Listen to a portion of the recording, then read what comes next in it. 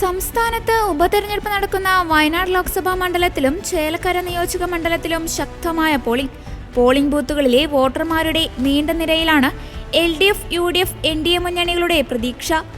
ലോക്സഭാ തെരഞ്ഞെടുപ്പിൽ ജയിച്ച മണ്ഡലം രാഹുൽ ഗാന്ധി ഒഴിഞ്ഞതിനാലാണ് വയനാട്ടിൽ ഉപതെരഞ്ഞെടുപ്പ്.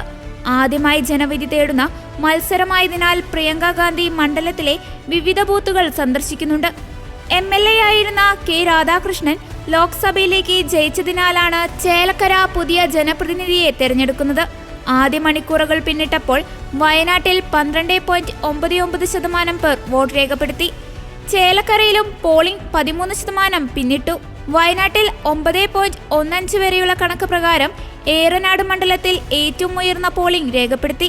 മാനന്തവാടി 12.3%, സുൽത്താൻ ബത്തേരി 11.39%, കൽപ്പറ്റ 12.66%, നിലമ്പൂർ 12.55%, വണ്ടൂർ 12.34%, തിരുവമ്പാടി 13.76% വോട്ട് രേഖപ്പെടുത്തി.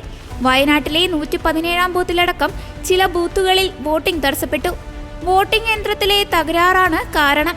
ചേലക്കരയിലെ തിരുവില്ലാമല പഞ്ചായത്തിലെ പാമ്പാടി സ്കൂളിൽ 116 നമ്പർ ബൂത്തിൽ സാങ്കേതിക പ്രശ്നമുണ്ടായി. BJP സ്ഥാനാർത്ഥി K. ബാലകൃഷ്ണൻ വോട്ട് ചെയ്യേണ്ട ബൂത്താണിത്. ആദ്യത്തെ വോട്ട് രേഖപ്പെടുത്തിയതിന് പിന്നാലെ യന്ത്രത്തിൽ ഇൻവാലിഡ് എന്ന് കാണിക്കുകയായിരുന്നു. തിരുവമ്പാടി മണ്ഡലത്തിൽ 2 വോട്ടിംഗ് മെഷീനിൽ തകരാറുണ്ടായി. കൂടരഞ്ഞി പഞ്ചായത്തിലെ പൂവാറാംതോട് ബൂത്ത് 86-ലും അഗസ്ത്യമൊഴിയിലെ 117 നമ്പർ ബൂത്തിലുമാണ് തകരാർ ഉണ്ടായത്. കേരളത്തിനൊപ്പം വിവിധ സംസ്ഥാനങ്ങളിലായി ഉപതെരഞ്ഞെടുപ്പ് നടക്കുന്ന 32 നിയമസഭാ മണ്ഡലങ്ങളിലും ഇന്ന് വോട്ടെടുപ്പ് നടക്കുന്നുണ്ട്. പശ്ചിമ ബംഗാളിൽ 6, ബീഹാറിൽ 4, രാജസ്ഥാൻ 7, അസമിൽ 5, സിക്കിമിലും മധ്യപ്രദേശിലും 2 വീതം മണ്ഡലങ്ങളിലും ഇന്ന് വോട്ടെടുപ്പ് നടക്കും. ഛത്തീസ്ഗഡ്, ഗുജറാത്ത്, മേഘാലയ സംസ്ഥാനങ്ങളിൽ ഓരോ മണ്ഡലങ്ങളിലും ഇന്നാണ് വോട്ടെടുപ്പ്. സംഘർഷ സാധ്യതയുള്ള മണ്ഡലങ്ങളിൽ ജാഗ്രത ശക്തമാക്കിയിട്ടുണ്ട്.